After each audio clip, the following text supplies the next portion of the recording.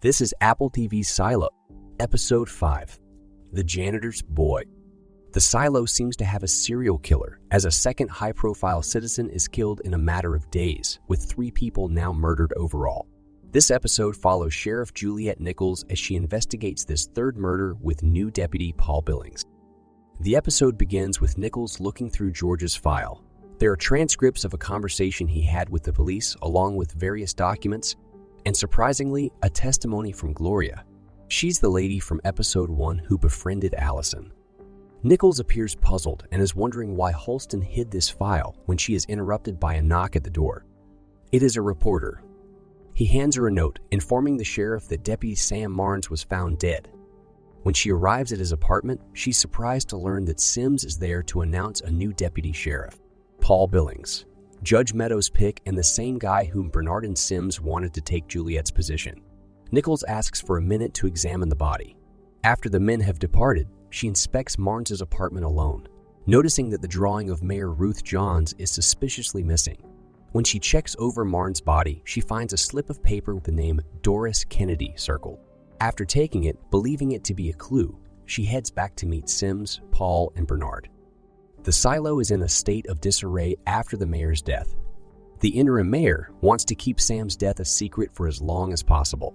Sims wants to create a holiday to distract the public, while Nicholls suggests burying the bodies together as lovers.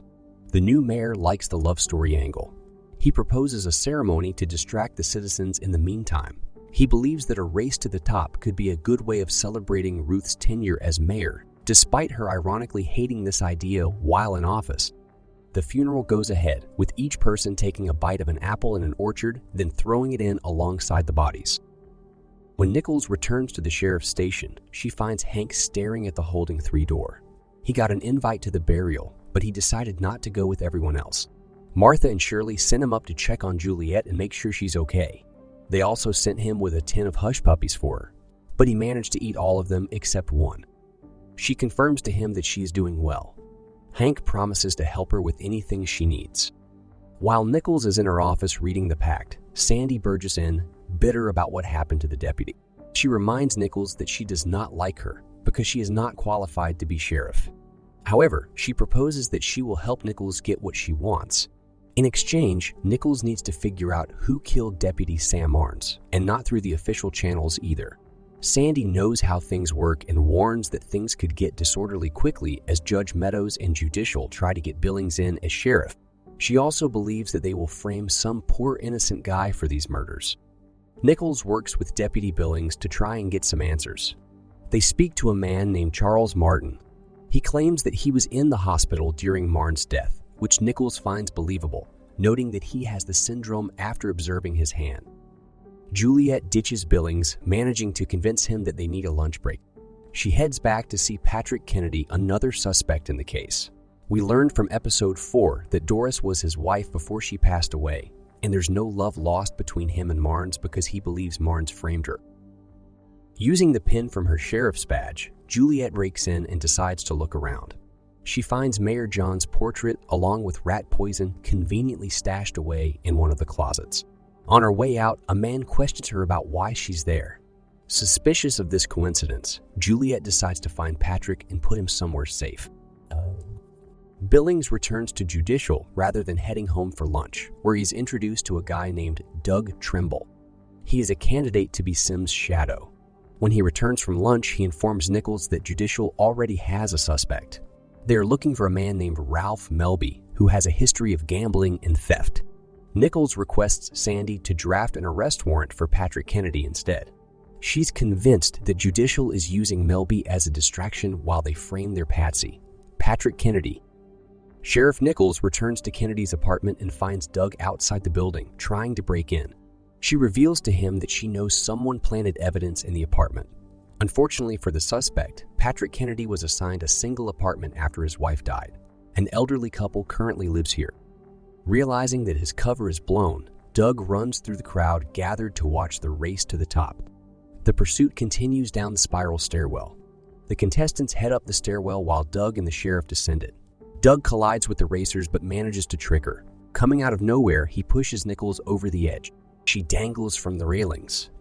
As he tries to force her to let go of her grip, she manages to stop Doug, breaking his finger in the process. The sheriff is thankfully saved by the spectators, and she returns to her office. Doug returns to Sims to bring him a note. Sims exits a door labeled Janitorial. He's aware that Doug has failed to frame Patrick or kill Nicholls, the only person who knew the truth. Sims talks about his own past. His father was a janitor, yet he may have a secret assignment which Sims calls the most important job in the silo. He mentions Doug's other failings, implying that he messed up with George's murder as well. After asking Doug Trimble to repeat the pledge to officially be his shadow, Sims pushes him off the ledge to his death. Nicholls heads to see Judge Meadows with news of what occurred to Deputy Marnes and Mayor Johns, including how Doug was on the run. She believes Trimble took his own life, given the note in his pocket. The note was supposedly meant to frame Patrick Kennedy. Judge Meadows is incredulous over this, but realizes it will quell the conspiracy theories and should be enough to put the issue to bed for good.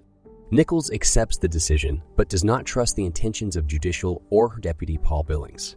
She knows that he never went to lunch. Back at the office, Nicholls learns that Sandy has been reassigned voluntarily so she can be closer to her family.